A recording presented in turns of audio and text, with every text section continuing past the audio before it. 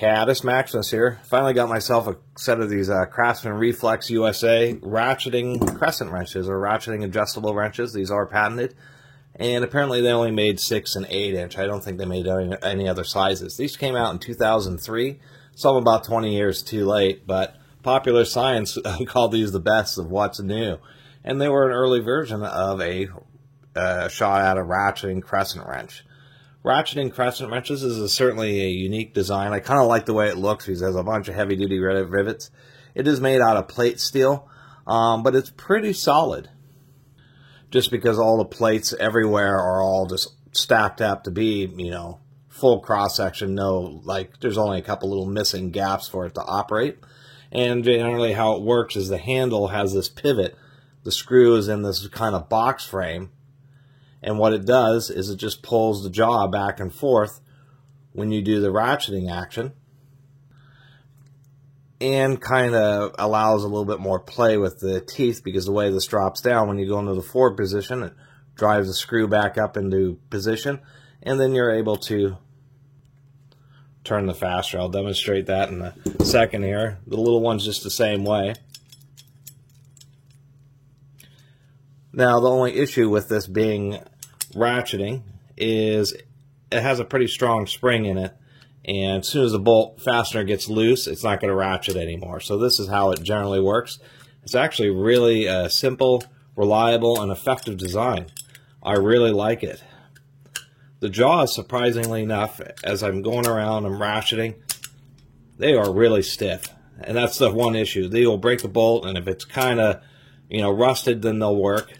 But other than that, just way too much back drag. But even as you use it quite a bit, and I don't know what's going on with the, there's a lot of like drag from these jaws on the corner of the fastener is what I'm running into. But what's interesting is doing a bunch of ratcheting action, they're actually pretty reliable in holding their size. It's one of the frustrating things about any crescent style wrench is as you use it, and the screw tends to want to wander around a little bit. The jaws on this, surprisingly enough, do want to stay in position. And it's actually kind of a shame that this design apparently isn't around anymore, because some of the other designs, such as this, what's interesting is the complete difference in designs, because I have the O'Reilly's Power Torque ratcheting crescent wrench. I actually have the Crescent ratcheting crescent wrench. And then there are these Craftsman ones. The Craftsman ones are pretty solid, just because since they use plate steel, there is no, you know, contouring or anything like that. These other style ones have lockouts, so you can lock them out, and then they just work like a normal wrench. But I think how tight these Craftsmans are, they're just fine without having a lockout. Plus, you're supposed to pull them. They are correct. You're supposed to pull towards the moving jaw on crescent wrenches. Now, as far as something like the Power Torque, it's just really stiff. How this works is that this handle rocks over. Right now, the jaw is locked up.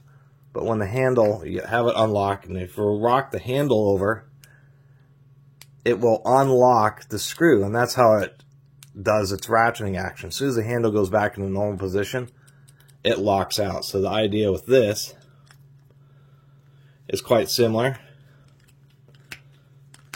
And maybe it uses just a little bit less force compared to the Craftsman. That is pretty tight there. And the Crescent is the one that's really funky. It's really not very smooth. But how this works is as you try to ratchet this, if I can, might help if I had it unlocked. But as you ratchet, it's it doesn't really want to cooperate. But as you ratchet, what ends up happening is this whole back part, or this whole section here, along with the lower jaw, offsets and slides down, and it's nested in there. And this Crescent one just never has been very smooth. And I'll demonstrate that. I kind of like the way the Crescent is designed, because it's just really nice and smooth.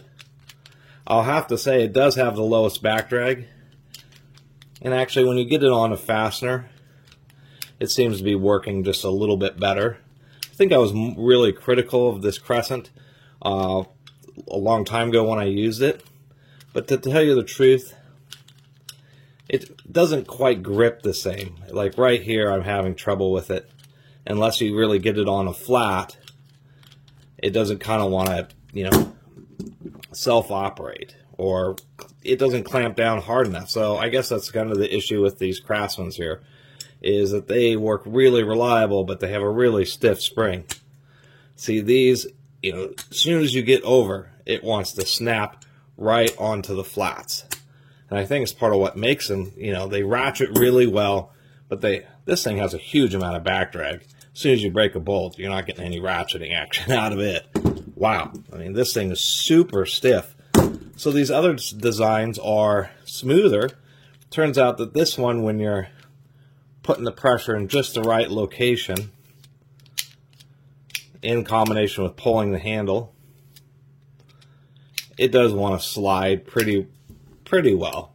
It just has that issue where you have to really make sure you get over the next flat of the fastener, or otherwise it will kind of, you know, not work super reliably.